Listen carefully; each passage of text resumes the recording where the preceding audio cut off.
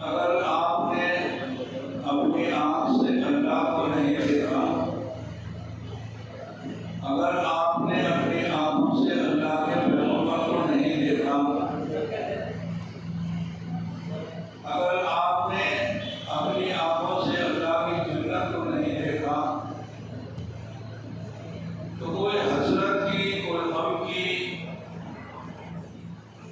کوئی پریشانی کی بات نہیں ہے۔ اللہ کو دیکھنا، اللہ کی جنت کو دیکھنا، اللہ کے پیغمبر کو دیکھنا سب سے زیادہ بدنصیب وہ ہے کہ جو دنیا کے اندر اللہ کے کلام کو، اللہ کی کتاب کو بھی نہ دیکھ سکے۔ جس طریقے سے اللہ کا محبوب باکمال ہے، اللہ کی جنت نعمتوں سے مالا مال ہے، اسی طریقے سے اللہ کی کتاب بھی کم نہیں ہے۔ اس لیے میں کہتا ہوں کہ قرآن جیسی کتاب واقعی ایمانداری کی بات ہے، کوئی عقیدے کی بات نہیں، عقیدہ تو ہمارا ہے ہی، لیکن ویسے بھی عقلاً اور انصافاً قرآن سے پڑھ کر دنیا کے اندر کوئی کتاب نہیں۔ اربوں خربوں کی تعداد میں کتابیں ہیں، لاکھوں لائبریریاں کھچا کھچ کتابوں سے بھری ہوئی ہیں، لیکن میں دعوے کے ساتھ کہتا ہوں کہ قرآن جیسی کتاب دنیا میں کسی کے پاس نہیں، کسی قوم کے پاس نہیں، کسی مذہب کے پاس نہیں۔ اگر قرآن ہے الحمدللہ امت مسلمہ کے پاس ہے، یہ ایک الگ بات ہے کہ امت کس کتاب سے کتنا قریب ہے، یہ امت اس کتاب کو سے کتنا فائدہ حاصل کرتی ہے، یہ ایک الگ بات ہے، لیکن یہ امانت ابھی تک ہمارے اور آپ کے پاس موجود ہے۔ اس کے علاوہ بھی اگر آپ غور کریں کہ جس دن سے قرآن نازل ہوا ہے اس دن سے قیامت تک مجھے بتلاؤ کون سی بات، کون سا عروج، کون سا زوال، کس کا کون سا کیسا انجام ہے، وہ کون سی بات ہے جو قرآن سے چھپی ہوئی ہے؟ ہر چیز موجود ہے۔ اگر آپ اپنے آپ کو دیکھنا چاہیں، میں اپنے آپ کو قرآن میں دیکھنا چاہوں تو قرآن تو ہم سے 1500 سال پہلے نازل ہو چکا ہے، اس دنیا میں آ چکا ہے، لیکن میری شکل جو قرآن میں موجود ہے، آپ کی شکل جو قرآن میں موجود ہے، آپ کے حالات، آپ کا انجام، سب کچھ قرآن کریم کے اندر موجود ہے۔ اس پر ایک واقعہ مجھے یاد آیا، دیہات کے رہنے والے صحابی تھے، بہت پڑھے لکھے نہیں تھے، غالباً حضرت اخنس رضی اللہ تعالیٰ عنہ کا نام تھا۔ یہ نام ہوگا یا اس سے اور بہتر ملتا ہوگا، اور زمانے کی بات ہے جب میں نے پڑھا۔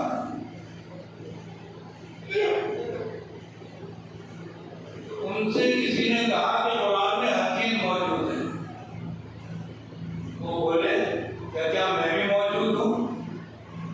انہوں نے کہا ہاں تم بھی موجود ہو، اگر تم چاہو اپنی قرآن کی آیتوں کے کیمرے کے اندر اپنے آپ کو دیکھنا، اپنے چہرے کو، تو تم خود بھی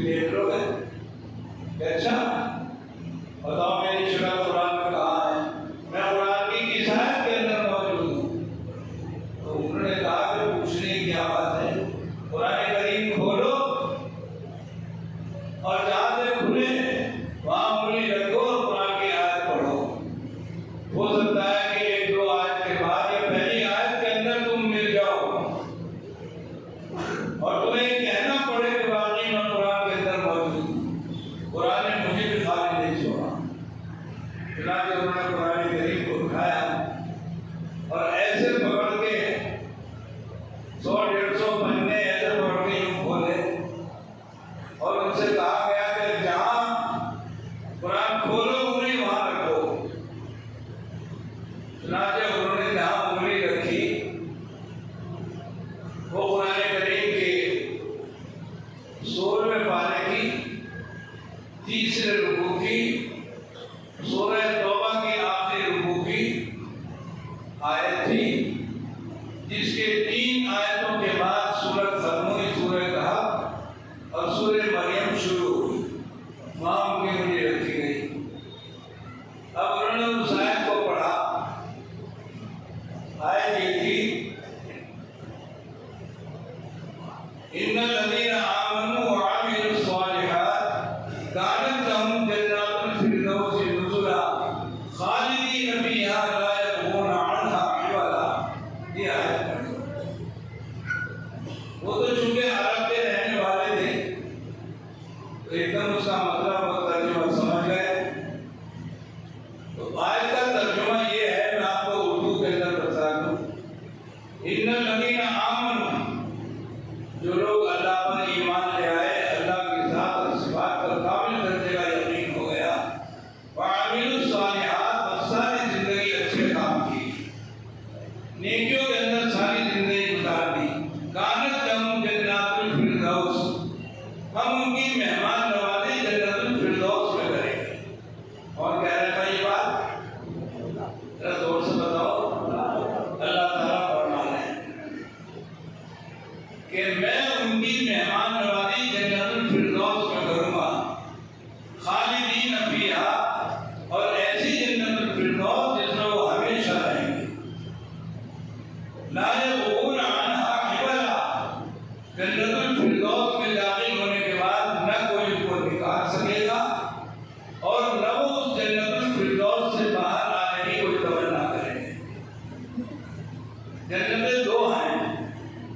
ایک عام جنت ہے جو اللہ تعالیٰ نے اپنے حکم سے پیدا فرمائی، اور ایک جنت الفردوس ہے، یعنی جنت کا وہ طبقہ، جنت کا وہ حصہ جو اللہ تعالیٰ نے ایک طریقے سے VIP لوگوں کے لیے اپنی دست قدرت سے جس کو تیار کیا ہے، بہت اونچے درجے کے لوگوں کے لیے.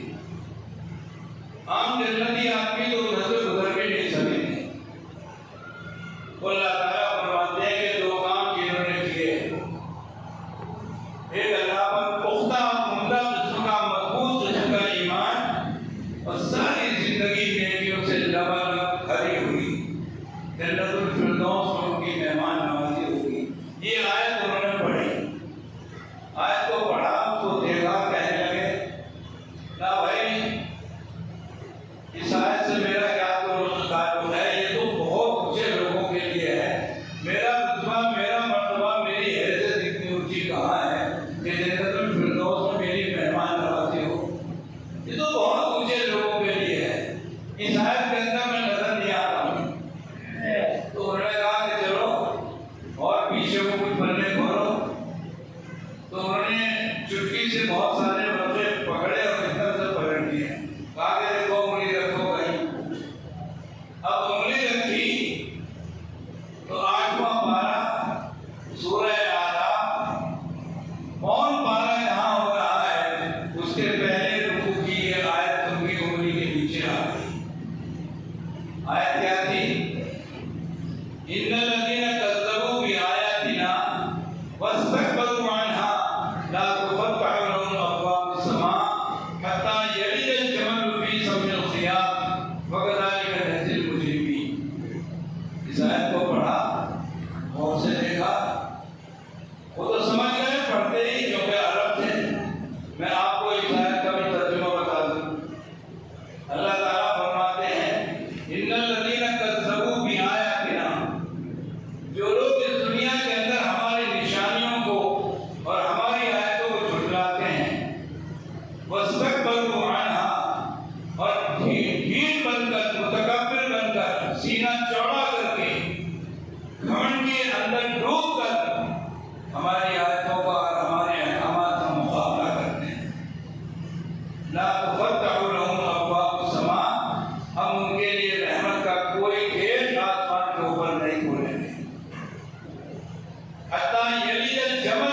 سم الخیاط، یہاں تک کہ اونٹ سوئی کے سوراخ کے اندر سے نہ نکل جائے.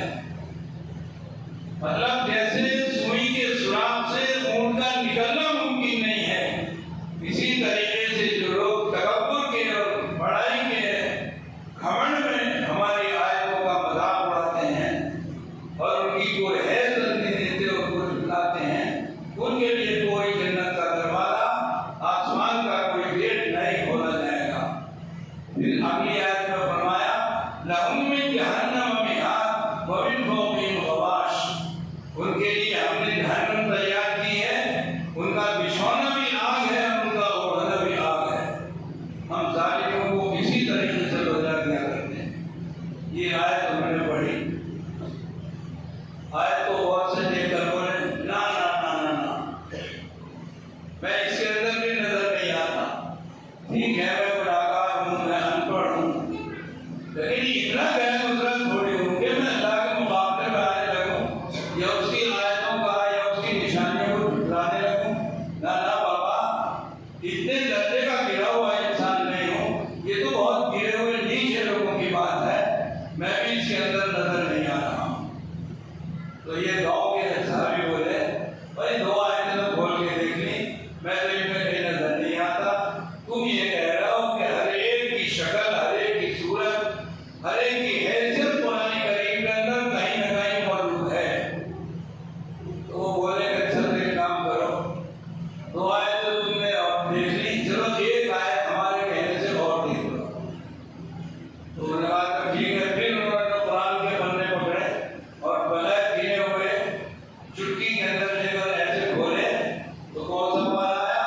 پارا نمبر 11 سورہ توبہ، پارا نمبر 11 کے دوسرا رکوع، آیت نمبر 3، اس کے اوپر انگلی رکھی گئی. آیت کیا تھی؟ وَآخَرُونَ اعْتَرَفُوا بِذُنُوبِهِمْ خَلَطُوا عَمَلًا صَالِحًا وَآخَرَ سَيِّئًا عَسَى اللَّهُ أَن يَتُوبَ عَلَيْهِمْ إِنَّ اللَّهَ غَفُورٌ رَحِيمٌ. یہ آیت انہوں نے پڑھی. تو بھائی اس کا بھی ترجمہ سناؤ، بتاؤ. ماشاء اللہ. اس کا ترجمہ یہ ہے کہ دنیا میں ایسے بھی کچھ لوگ ہیں، اور سے سنیوں مزہ آ جائے گا. دنیا میں ایسے بھی کچھ لوگ ہیں وَآخَرُونَ اعْتَرَفُوا بِذُنُوبِهِمْ، جو زندہ بھی ہیں اور اپنے گناہوں کا اعتراف بھی کرتے ہیں، اقرار کرتے ہیں، مانتے ہیں کہ ہم گناہگار ہیں، مانتے ہیں ہم سے خطائیں ہوتی ہیں، اس بات کا اقرار کرتے ہیں. خَلَطُوا عَمَلًا صَالِحًا وَآخَرَ سَيِّئًا، اور زندگی کا یہ حال ہے کہ دن میں نمازی اور رات میں بدمعاشی، دونوں کام ساتھ ساتھ چل رہے ہیں. جماعت کا کوئی بہت بڑا مرکز کا پروگرام ہے تو ہزاروں لوٹے بانٹ دیے، اور شام کے اندر کئی ڈنڈیوں کا انتظام ہے تو لفافے کے لفافے میں بانٹ دیے. ہر کام میں آگے، نیکی میں بھی آگے، برائی میں بھی آگے، نمازوں میں بھی آگے، شراب میں بھی آگے، ہر کام میں آگے آگے. جیسے زندگی ایسے بنا لی جیسے ایک گلاس کے اندر صاف شفاف پانی ہو، اس میں کبھی کالی بوند آتی، کبھی سفید بوند آتی، کبھی کالی سفید بوند کالی کے اندر گھس گئی اور کالی بوند سفید کے اندر گھس گئی. خَلَطُوا عَمَلًا صَالِحًا، خلط کر دیا سارے زندگی کے کاموں، اچھے بھی ہیں برے بھی ہیں. نماز کا وقت آیا تو مسجد میں، اور سنیما کا وقت آیا تو بھی سرحال میں، کسی میدان میں پیچھے نہیں، اچھے برے سارے کام کر رہے ہیں. عَسَى اللَّهُ أَن يَتُوبَ عَلَيْهِمْ. ایسے گناہگار، ایسے لوگ جو اپنے گناہوں کا اقرار بھی کرتے ہیں، اچھے بھی کام کرتے ہیں، برے بھی کام کرتے ہیں، عَسَى اللَّهُ أَن يَتُوبَ عَلَيْهِمْ، بہت قریب ہے کہ اللہ تعالیٰ ان کو توبہ کی توفیق دے دے اور اللہ تعالیٰ اپنے کرم سے ان کی توبہ کو قبول بھی فرما لے اور ان کے سارے گناہوں کو معاف کر دے. إِنَّ اللَّهَ غَفُورٌ رَحِيمٌ. تو یہ کوئی بعید بات نہیں ہے، اللہ تو غفور رحیم ہے. یہ آیت انہوں نے پڑھی، جھانک کے دیکھا، غور کیا، چیخ مار دی، مل گیا میں قرآن کے اندر، میں تو موجود ہوں قرآن کریم کے اندر. اس آیت کے اندر تو میری پوری شکل، پوری زندگی موجود ہے.